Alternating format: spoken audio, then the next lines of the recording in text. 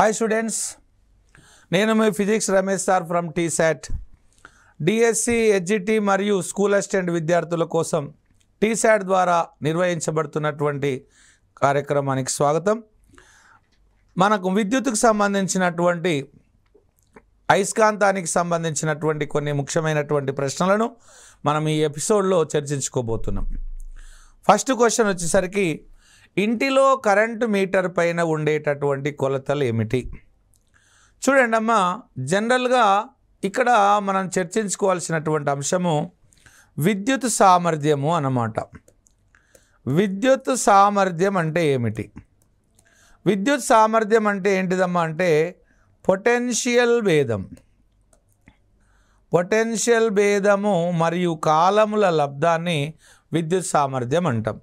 P = V × I అన్నమాట కదా. Potential భేదము మరియు కాలముల లబ్ధాన్ని విద్యుత్ సామర్థ్యం అనడం జరుగుతూ ఉంటుందమ్మా. చాలా జాగ్రత్తగా వినాలి. P = V × I. దీనికి పొటెన్షియల్ భేదానికి ప్రమాణం ఏంటిదమ్మా? వోల్ట్ అన్నమాట. కరెంటుకు ప్రమాణం ఏంటిది? యాంపియర్ అన్నమాట. ఇక్కడ మీరు గుర్తుంచుకోవాల్సింది, పొటెన్షియల్ భేదం ఉంటేనే కరెంటు ప్రయాణం చేస్తుంది. అంటే పొటెన్షియల్ భేదం అనేది ఒక మార్గం అయితే కరెంట్ అనేది దాని గుండా వెళ్ళే శక్తి అన్నమాట. ఇక్కడ ఎంత పొటెన్షియల్ భేదం గుండా ఎంత కరెంటు ప్రయాణం చేసింది అనేది విద్యుత్ సామర్థ్యం. కాబట్టి విద్యుత్ సామర్థ్యం చెప్పేటప్పుడు ఏముండాలమ్మా అంటే పొటెన్షియల్ భేదం అనేది ఎక్కువ ఉండాలి, కరెంట్ అనేది తక్కువగా ఉండాలి. చాలా జాగ్రత్తగా వినాలి. పొటెన్షియల్ భేదం ఎక్కువ ఉండాలి. ఎందుకంటే పొటెన్షియల్ భేదం అనేది ఒక నీరు లాంటిది, కాలువ లాంటిది. పొటెన్షియల్ భేదం అనేది ఒక కాలువ లాంటిది అయితే కరెంట్ అనేది దాని గుండా వెళ్ళేటటువంటి నీటి లాంటిది కదా. కాబట్టి ఎక్కువ కాలువ గుండా తక్కువ నీళ్ళు పోతే ఏం కాదు, కానీ చిన్న కాలువ గుండా ఎక్కువ నీళ్ళు పోతే విద్యుత్ దుర్వర్యం అవుతుంది. కాబట్టి తక్కువ పొటెన్షియల్ గుండా ఎక్కువ కరెంటును పంపొద్దు, ఎక్కువ పొటెన్షియల్ గుండా తక్కువ కరెంటును పంపాలి. ఇది మనకు కావలసినటువంటి అంశం. మరి ఇప్పుడు నేను ఇంటిలోని మీటర్ పైన ఉండేటటువంటి కొలతలు ఏంటివి? ఇది మనకు పుస్తకంలో ఇచ్చినటువంటి మ్యాటర్ అన్నమాట. ఎగ్జామ్లో అడుగుతాడు. చూడండి అమ్మా, మన ఇంటిలో జనరల్గా మనం తీసుకున్నట్లయితే ఇంటిలో మీటర్ పైన ఏం గుర్తుంటుంది అంటే 240 వోల్టుల కరెంటు. అంటే 240 వోల్టుల పొటెన్షియల్ భేదం ఉంటుంది. కరెంటు 5 నుండి 20 యాంపియర్ల వరకు వస్తుంది. అంటే మన ఇంటిలోకి వచ్చేటటువంటి కనిష్ట కరెంటు 5 యాంపియర్లు, గరిష్ట కరెంట్ ఎంతమ్మా? 20 యాంపియర్లు అన్నమాట. ఓకేనా? అంటే దాదాపు మన టీవీ దగ్గరను అక్కడ చిన్న బాక్సులు పెడతాం కదా, అది 5 యాంపియర్లు అనమాట. మనం ఏసీ దగ్గర పెట్టుకునేటటువంటి బాక్స్ ఏంటంటే 20 యాంపియర్లు అన్నమాట. కాబట్టి 5 నుంచి 20 యాంపియర్లు. కాబట్టి ఇక్కడ నేను పొటెన్షియల్ భేదం ఇంటూ కాలం కదా. పొటెన్షియల్ భేదం అంటే 240, ఓకేనా కాదా? 5 యాంపియర్లు, 5 నుంచి 10 యాంపియర్లు. కాబట్టి మనకి ఇంటిలోకి వచ్చేటటువంటి పొటెన్షియల్ భేదం అంతా 240, ఓకేనా కాదా? 5 నుంచి 10 యాంపియర్లు. కాబట్టి పొటెన్షియల్ భేదాన్ని కరెంటును రెండు తెలుపుతామట మన మీటర్. కాబట్టి మీటర్ పైన గుర్తించేటటువంటి విలువలు ఎంతమ్మా? 240 వోల్ట్స్ అండ్ 5 నుండి 10 యాంపియర్లు అన్నమాట. ఓకేనా? ఇదే విద్యుత్ సామర్థ్యం చెప్పాలనుకోండి, అప్పుడు దీంతో ఏం చేయాలి? ఇంటూ చేయాలి అన్నమాట. రైట్. ఓవర్లోడ్ని అడ్డుకునే ఇంటి విద్యుత్ వలయంలోని పరికరం ఏది? ఓవర్లోడ్ అంటే ఏంది అసలు? ఓవర్లోడ్ అంటే ఏంది? జనరల్గా చూడండి, ఓవర్లోడ్ అంటే ఏంటిది అంటే ఇప్పుడు మామూలుగా ఏదైనా జంక్షన్ వద్దకు వచ్చే కరెంటు, ఇది ఏ అనే జంక్షన్, I కరెంట్ వస్తుందమ్మా. ఈ జంక్షన్ వద్దకు వచ్చేటటువంటి కరెంటు జంక్షన్ నుండి వెళ్ళే కరెంటుల మొత్తానికి సమానం. రైటా? చూడండి, ఇక్కడ ఇది I1, ఇది I2, ఇది I3, ఇది I4. రైట్ అమ్మా? ఇప్పుడు I1, I2, I3 దీన్ని మన పుస్తకంలో ఏమన్నాడమ్మా అంటే లూప్ నియమము అన్నాడు. ఏమన్నాడమ్మా? లూప్ నియమము అన్నాడు. చాలా జాగ్రత్తగా వినాలి. ఇది 10వ తరగతి పుస్తకంలో ఇవ్వడం జరిగింది.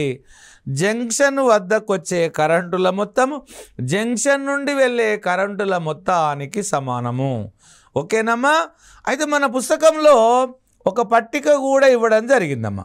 చూడండి, ఇది మన మీటర్ అమ్మా. ఇదేందమ్మా? మీటర్. మన మీటర్ ఇందాక రాసుకున్నాం కదా. మీటర్లోకి వచ్చేటటువంటి మ్యాక్సిమం కరెంట్ ఎంతమ్మా? 20 ఆంపియర్లు.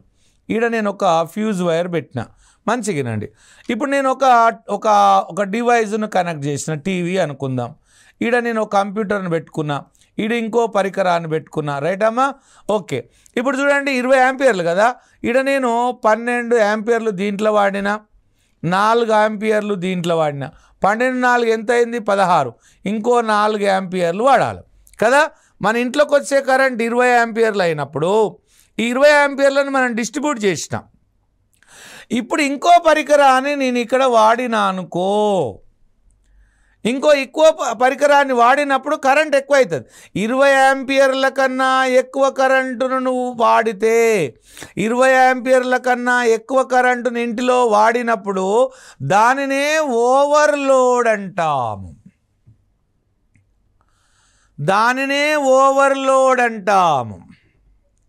ఓకేనా? ఈ ఓవర్లోడ్ను నివారించడానికి వాడేట పరికరమే ఫ్యూజ్ వైర్ అన్నమాట. ఏ వైర్ అన్నమాట? ఫ్యూజ్ వైర్ అన్నమాట. ఈ ఫ్యూజ్ వైర్ ఏం చేస్తుంది? మీటర్ దగ్గర ఉంటుంది కదా. మీటర్ దగ్గర ఉంటుంది. 20 ఆంపియర్ల కన్నా ఎక్కువ కరెంటు ఫ్యూజ్ వైర్ గుండా పోతే ఈ ఫ్యూజ్ వైర్ ఏమవుతుందమ్మా అంటే కరిగిపోయి తెగిపోతుంది అన్నమాట. అప్పుడు కరెంటు ఇంటిలోకి వెళ్ళదన్నమాట. కాబట్టి 20 ఆంపియర్ల కన్నా ఎక్కువ వచ్చిన కరెంటును ఆపి, ఓకేనా, ఆ ఆపిన కరెంటును ఉష్ణంగా మార్చుకొని ఆ ఉష్ణంలో తను తెగిపోయి కరిగిపోయి చనిపోయి ఇంటిలోని పరికరాలను కాపాడే త్యాగమూర్తి, త్యాగశీలి, దయాశీలి ఎవరమ్మా అంటే ఫ్యూజ్ వైర్ అన్నమాట. ఓకేనా? కాబట్టి ఓవర్లోడ్ని అడ్డుకునే ఇంటిలోని విద్యుత్ వలయంలోని పరికరం ఏంటిది? ఫ్యూజ్ వైర్ అన్నమాట. ఓకేనా? మన ఇతిహాసంలో శివుణ్ణి ఆపి పానం పోగొట్టుకున్నాడు, శివుణ్ణి ఆపి తలను పోగొట్టుకున్నాడు వినాయకుడు అన్నమాట. ఓకేనా? కరెంటును ఆపి పానం పోగొట్టుకున్నది ఫ్యూజ్ వైర్ అన్నమాట. అందుకే ఏ గుడిలోనైనా ముందు ఎవరుంటారు? వినాయకుడు ఉంటాడు. ఏ ఇంటిలోనైనా ముందు ఏది ఉండాలమ్మా? ఫ్యూజ్ వైర్ ఉండాలన్నమాట. Answer fuse wire. Right officers. ఇప్పుడు చూడండి, ఇక్కడ విషయానికి వద్దాం. ఇంటిలోని కరెంటు సామర్థ్యం ఎంత? ఇందాకనే చెప్పిన కరెంటు సామర్థ్యము. ఓకేనమ్మా? కరెంటు సామర్థ్యం చెప్పండి అమ్మా. కరెంటు సామర్థ్యం P = పొటెన్షియల్ భేదము ఇంటూ కరెంట్ అన్నమాట. ఓకేనా? దీనికి ప్రమాణం ఏంటిదమ్మా? వోల్ట్ ఇంటూ యాంపియర్ అన్నమాట. రైటా? సో ఇక్కడ వోల్టేజ్ పొటెన్షియల్ భేదం ఎంత? 240 ఇంటూ వచ్చే కరెంట్ మ్యాక్సిమం కరెంట్ ఎంత? 20 ఆంపియర్లు. కాబట్టి ఏం చెప్పాలమ్మా? వోల్ట్ ఇంటూ యాంపియర్ అన్నమాట. చూడండి, దీని ఇంటూ చేశారు, దీని ఇంటూ చేయొద్దు. మళ్ళా ఎట్లుందో అట్నే ఉండాలి. 240 × 20 అంటే 240 వోల్టుల పొటెన్షియల్ భేదం గుండా 20 ఆంపియర్ల కరెంటు ప్రయాణం చేస్తుంది అన్నమాట. ఆన్సర్ ఏమవుతుంది? 240 × 20 వోల్ట్ ఇంటూ యాంపియర్ అవుతుంది అన్నమాట. ఓకేనమ్మా? వోల్ట్ ఇంటూ యాంపియర్ అవుతుంది అన్నమాట. ఫర్ ఎగ్జాంపుల్ చూడండి, మీకు చిన్న లెక్కిస్తున్నా, దీంట్లోనే ఒక చిన్న లెక్కిస్తున్నా, మళ్ళా చాలా జాగ్రత్తగా వినాలే. ఒక ఇంటిలోని బల్బు పైన ఓకేనా 60 వాట్లు, ఓకేనా 10 వోల్టులు అని గుర్తించబడ్డది. 60 వాట్లు 10 వోల్టులు గుర్తించబడినది. అయినా కరెంటు ఎంత అన్న నేను. రైట్ అమ్మా? కరెంటు ఎంత అన్న చాలా జాగ్రత్తగా వినాలి. అప్పుడు P = ఏమవుతుంది? V × I. దీని మీద ఇట్లా కూడా లెక్కిస్తాడు. P × V × I. P అంటే ఎన్నమ్మా? 60 వాట్లు ఇచ్చింది అనమాట. వోల్టేజ్ ఎంత? 10. కరెంట్ ఎంత కావాలి? 10 × 10 16 60. I = ఎంతమ్మా? 60 ఏంటివి అవుతుంది? 6 ఆంపియర్లు అవుతుంది. సో ఇట్లా మనకు బల్బులోని కొలతలు ఇచ్చి సామర్థ్యం మీద ఈ విధంగా కూడా లెక్కలు ఇవ్వడానికి అవకాశం ఉంటుంది. ఓకేనా? ఇదే క్వశ్చన్ చూడండి ఏం కనుక్కోమన్నాడు తెలుసా? ఇదే క్వశ్చన్ మనకేం అడిగిండో చూడండి. ఇగో ఇంటిలోని బల్బు పైన 60 వాట్లు 10 వోల్టులని గుర్తించబడ్డది, దానిలోని నిరోధం ఎంత అన్నాడు. నిరోధం ఎంత అన్నాడు. ఇప్పుడు నేను ఏం చేయాలి? దీన్నే సూత్రాన్ని P = V × I రాసి, V అంటే V రాస్తా, I = V/R రాస్తా. ఎందుకంటే I కాదు కావాల్సింది, ఇప్పుడు R కావాలి కాబట్టి V²/R అన్నమాట. సో V² అంటే ఎంతమ్మా? V² అంటే 10² అంటే 10 × 10/R ఎంతమ్మా? ఓకేనా కాదా? V × I కదా. సో R ఓకే, R = కింద ఏమవుతుంది? P అవుతుంది. అప్పుడు 10 × 10 ఎంత ఉందమ్మా? 60 ఉంది కదా. 0 0 క్యాన్సల్, 10/R అన్నమాట కదా. 10/R అంటే 6 ఎక్క 6, 4 మిగిలింది, 4 మిగిలితే 40 అయింది. ఓకేనా కాదా? 40 అయితే 6 × 36, 6 × 36, R = 1.6 ohms అన్నమాట. కాబట్టి సామర్థ్యం ఇచ్చి సామర్థ్యంలో నిరోధాన్ని కనుక్కోమంటే సూత్రం ఇది. ఓకేనా? సామర్థ్యంలో కరెంటును కనుక్కోమంటే సూత్రం ఇది. మొత్తం మీద మనకిక్కడ P = V × I లా. ఓకేనా? ఇప్పుడు ఇంకో సూత్రం ఏంది? P = V అంటే V రాస్తున్నా, I అంటే V/R రాస్తున్నా, P = V²/R అవుతుంది. ఓకేనమ్మా? అట్లనే ఇంకో సూత్రాన్ని కూడా రాస్తున్నా నేను దీనిడ. P = V, I = ఏమైతే చెప్పండి? I = V/R అంటే V = I × R అవుతుంది, I. అప్పుడు ఏమవుతుందమ్మా? P = I²R అవుతుంది అన్నమాట. ఈ రెండు సూత్రాలు మనం గమనించాలి. ఈ రెండు సూత్రాలు మనకు గమనించాలన్నమాట. ఇందులో దేని నుంచి అయినా సరే టెట్ 2 వాళ్ళకు, స్కూల్ అసిస్టెంట్ వాళ్ళకు లెక్కలు అడగడానికి అవకాశం ఉన్నది. సో కాబట్టి ఇప్పుడు చూడండి, ఈ క్వశ్చన్ మనము ఇంతకుముందు మనం క్వశ్చన్ చూస్తే ఇంటిలోని కరెంటు సామర్థ్యం అంటే సరే ఈ క్వశ్చన్కి ఆన్సర్ వచ్చేసింది. మరి మళ్ళీ దీని మీద ఇది HGT వాళ్ళకి అడగవచ్చు, టెట్ 1 వాళ్ళకి అడగవచ్చు, టెట్ 2 వాళ్ళకి అడగవచ్చు. మరి దీన్నే స్కూల్ అసిస్టెంట్ వాళ్ళకి ఎలా అడుగుతాడు అనేటటువంటి అంశానికి వచ్చినట్లయితే దీన్ని మనం స్కూల్ అసిస్టెంట్ వాళ్ళకి తీసుకుంటే చూడండి అమ్మా, ఇప్పుడు P = V × I కదా. P = V and I × R కదమ్మా, I × R. P = I²R. ఇదొక ఫార్ములా కదా. మళ్ళీ P = V × I కదమ్మా. మళ్ళీ P = V × I అంటే ఏంటిది? V/R. అప్పుడు ఏమవుతుంది? P = V²/R అవుతుంది అన్నమాట. కాబట్టి ఇక్కడ మనకు ఏమి ఇచ్చిండు, ఏం కనుక్కోవాలి అనేటటువంటి అంశం మనకు తెలుసు. నిరోధం కనుక్కోమనొచ్చు, ఓకేనా, కరెంటును కనుక్కోమనొచ్చు. సో కాబట్టి ఇక్కడ ఏ విధంగానైనా కూడా ఈ ఫార్ములాను ఉపయోగించి మనం లెక్క చేయవలసి ఉంటుంది. మొత్తం మీద విద్యుత్ సామర్థ్యం అంటే పొటెన్షియల్ భేదం ఇంటూ కరెంటు, వోల్ట్ ఇంటూ ఏంటి చెప్పండి? యాంపియర్ అన్నమాట. నెక్స్ట్ వన్, ఇంటిలోని కరెంటు విలువలు. ఇంటిలోని కరెంటు విలువలు అంటే పొటెన్షియల్ భేదం. ఇంటిలో ఈ 240 వోల్టుల పొటెన్షియల్ భేదం గల కరెంటు, ఈ 5 నుంచి 20 యాంపియర్ల గల కరెంటు, 50 హెర్ట్జుల పౌనపున్యం గల కరెంటు, ఈ 3 కరెక్టే అనమాట. ఇంటిలోని కరెంటు పొటెన్షియల్ భేదం అమ్మ 240 వోల్టులు. చాలా జాగ్రత్తగా వినండి. ఇంటిలో మినిమం కరెంట్ ఎంత? 5 యాంపియర్లు. ఇంటిలో మ్యాక్సిమం కరెంట్ ఎంత? 20 యాంపియర్లు. ఇంటిలో వచ్చేటటువంటి కరెంటు ఫ్రీక్వెన్సీ 50 హెర్ట్జులు అన్నమాట. సో ఆన్సర్ ఏమవుతుందమ్మా? అన్నీ కరెక్టే అన్నమాట. ఓకేనా? 240 వోల్టుల నుండి, ఓకేనమ్మా, 240 వోల్టుల పొటెన్షియల్ భేదము, 5 నుంచి 20 యాంపియర్ల కరెంటు, 50 హెర్ట్జుల పౌనపున్యం గల కరెంటు. ఏదో ఒకటి చదువుకొని పోతుంటే కుదరదు, ఇలా అన్నీ ఉంటాయమ్మా. అక్కడక్కడ కొన్ని పుస్తకాల్లో చూడండి 220 వోల్టులు అని రాసిరనమాట. అక్కడక్కడ కొన్ని పుస్తకాల్లో 220 వోల్టుల కరెంట్ అని చెప్పేసి రాయడం జరిగిందమ్మా. దాన్ని మీరు నమ్మొద్దు. మన 10వ తరగతి పుస్తకంలో ఉన్నటువంటి విలువలు ఇవి. చాలా జాగ్రత్తగా గుర్తించండి. ఇవి 10వ తరగతి పుస్తకంలో ఉన్నటువంటి విలువలు కాబట్టి అంత గుడ్డిగా పుస్తకాన్ని ఎవరు రాయరు. గవర్నమెంట్ పుస్తకాలన్నీ ఆమోదించబడ్డాయి, అంగీకరించబడ్డాయి.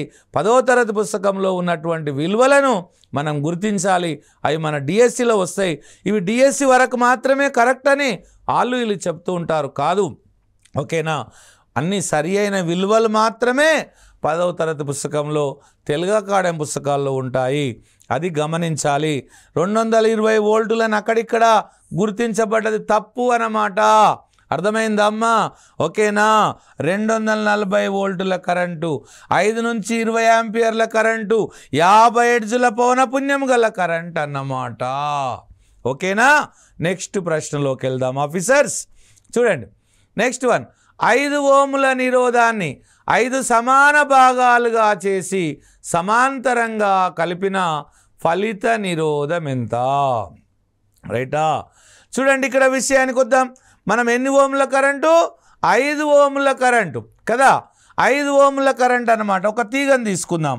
చూడండి దీన్ని 5 ఓముల కరెంటు, దీన్ని 5 భాగాలుగా చేసినాం. 5 ఓముల కరెంటేనా? చూడండి ఎన్ని ఓముల కరెంట్ ఇక్కడ? 50 ఓముల కరెంటు. జర పెద్ద గీద్దాం. 50 ఓములు కాబట్టి 50 ఓముల కరెంటును 5 సమాన భాగాలుగా విభజించినాం. 5 సమాన భాగాలుగా విభజిస్తే ఒక్కొక్కటి ఎంత అవుతుందమ్మా? 1 2 3 4 5 కదా. ఒక్కొక్కటి 5 సమాన భాగాలంటే ఇది 10 ఓములు, ఇది 10 ఓములు, ఇది 10 ఓములు, ఇది 10 ఓములు, ఇది 10 ఓములు. వీటిని మనం సమాంతరంగా కలిపినాం. ఎట్లా? ఒకదాని కింద ఒకటి. 1 2 3 4 5 వీటన్నిటిని తీసుకెళ్ళి మనము ఒక బిందువు కలిపేసినాం ఇట్లా. రైట్ అమ్మా? అన్నీ తీసుకొచ్చి మనం అన్నీ కూడా ఒక బిందువుకి ఇలా కలిపించేసినాం, సమాంతరంగా కలిపినాం. సరేనా? సమాంతరంగా కలిపినప్పుడు ఏమవుతుంది? సమాంతరంగా కలిపినప్పుడు ఏమవుతుందమ్మా? 1/r = 1/r1 + 1/r2 + 1/r3 + 1/r4 + 1/r5 అన్నీ సమానమే కదమ్మా. 1/r ఓకేనా? ఎన్నున్నాయి? ఎన్నున్నాయి? 5/r అన్నమాట కదా. ఇది ఆర్పి ప్యారలల్ అనుకుందాం. ఆర్పి ఏమవుతుందమ్మా? ఆర్పి చూడండి ఇక్కడ ఆర్పి ఓకేనా? 1/r = 1/r1 + 1/r2 + 1/r3 + 1/r4 + 1/r5 సమాంతరం కాబట్టి ఏం చేసినా ఓకే. ఇప్పుడు మనం తీసుకున్న నిరోధం ఎంతమ్మా? మనం తీసుకున్నటువంటి నిరోధం ఎంత? 50 ఓములు. ఓకేనా? దీన్ని ఎన్ని భాగాలు చేసినాం మనం? 5 భాగాలు చేసినాం కదా. 5 భాగాలు చేసినాం. రైటా? 50 ఓముల నిరోధాన్ని 5 సమాన భాగాలుగా చేసి సమాంతరంగా కలిపిన ఫలిత నిరోధం ఎంత అన్నాం. చూడండి ఇక్కడ నిరోధం విలువ ఎంత అమ్మా అంటే జనరల్గా 50 ఓముల నిరోధం అన్నమాట. ఈ 50 ఓముల నిరోధాన్ని నేను 10 భాగాలు చేసిన. 10 భాగాలు చేసిన కాబట్టి ఒక్కొక్క భాగం యొక్క నిరోధం ఎంత అవుతుందమ్మా అంటే మామూలుగా ఒక్కొక్క భాగం 50 ఓముల నిరోధాన్ని నేను 10 భాగాలుగా చేసిన. సో 10 భాగాలుగా చేసినప్పుడు ఓకేనా? 10 భాగాలుగా చేసినప్పుడు ఒక్కొక్క దాని నిరోధం ఎంత అవుతుంది? 5 ఓములు. అయితే లెక్కలో మనకేం చేసిందంటే ఈ 50 ఓముల నిరోధాన్ని 5 భాగాలు చేసిండు.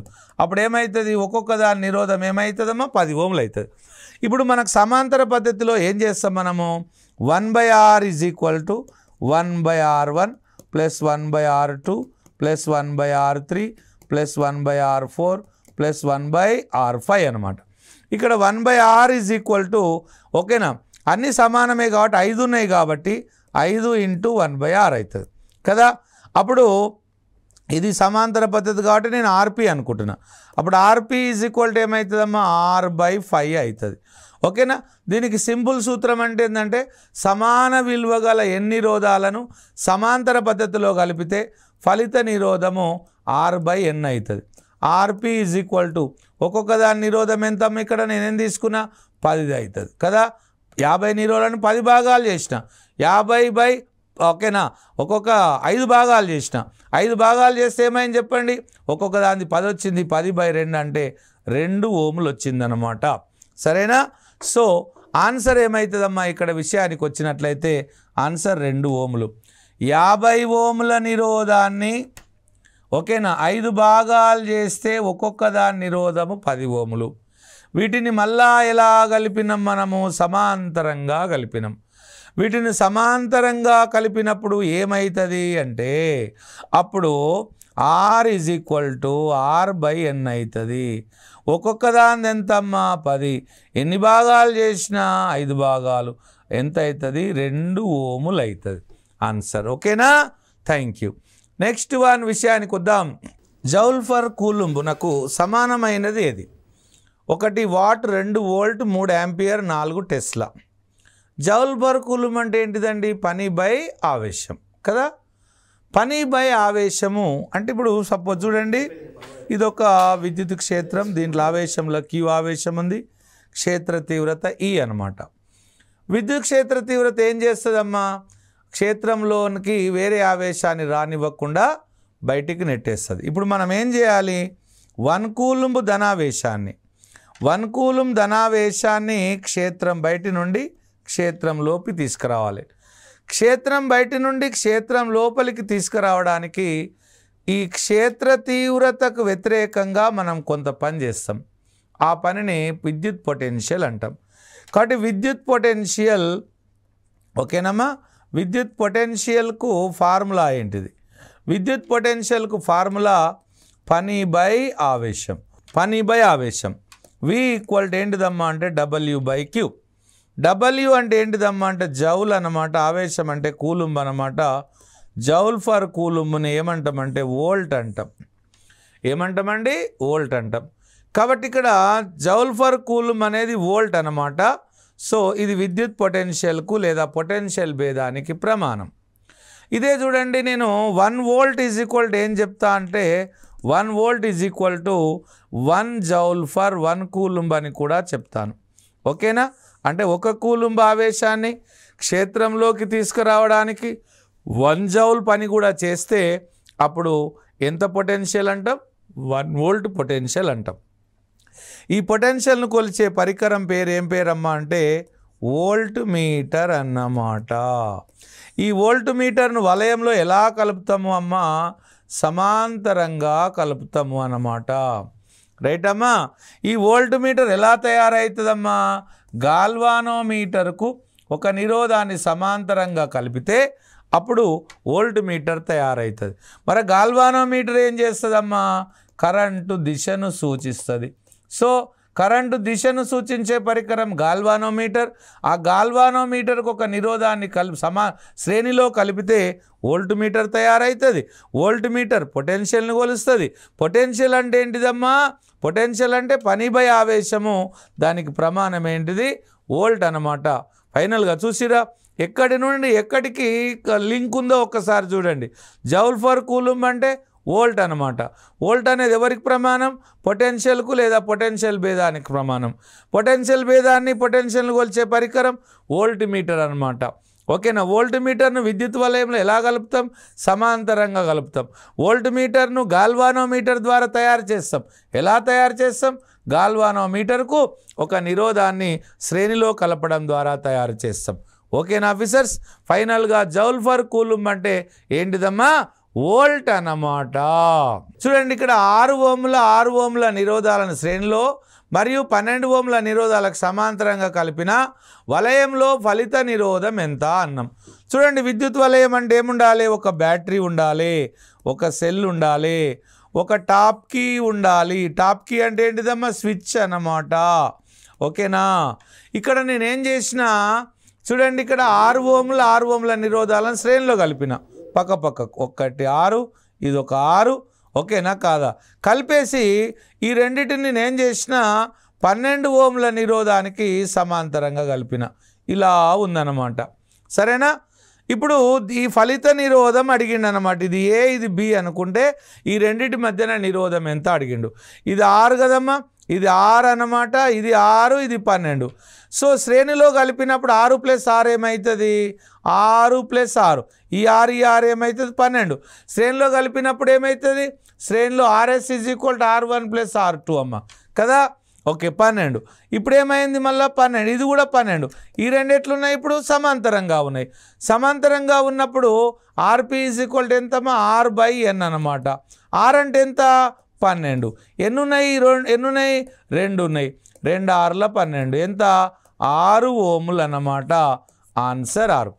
కాబట్టి శ్రేణిలో కలిపినాము. సింపుల్గా శ్రేణిలో కలిపితే 6 + 6 12. సమాంతరంగా కలిపినాం. సమాంతరంగా ఎన్ని కలిపినాము? 1 12. ఎన్ని కలిపినాము? 2. 12/2 అంటే ఎంత? 6 ఓంలు అన్నమాట. Simple answer. తీగలో విద్యుత్ ప్రవాహము ఆధారపడ అంశం.